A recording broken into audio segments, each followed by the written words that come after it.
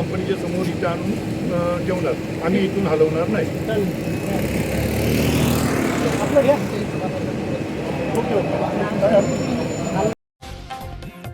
इंडोमाइन्स वायू गळतीमध्ये मृत्यू झालेल्या कल्पेश वांद्रे यांच्या मृतदेहाला ताब्यात घेण्यास नातेवाईकांचा नकार.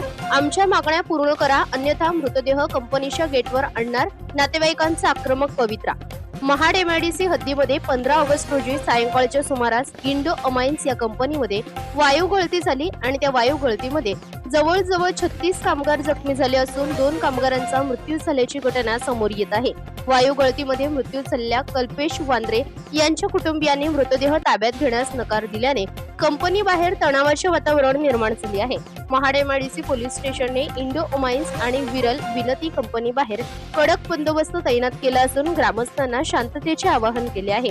काल मृत्यू झालेल्या कल्पेश वांद्रे यांचा मृतदेह महाड सरकारी रुग्णालयात ठेवण्यात आला असून जोपर्यंत आमची मागणी पूर्ण होत नाही तोपर्यंत मृतदेहावर अंत्यसंस्कार करण्यात येणार नसल्याचे नातेवाईकांनी स्पष्ट केले आहे.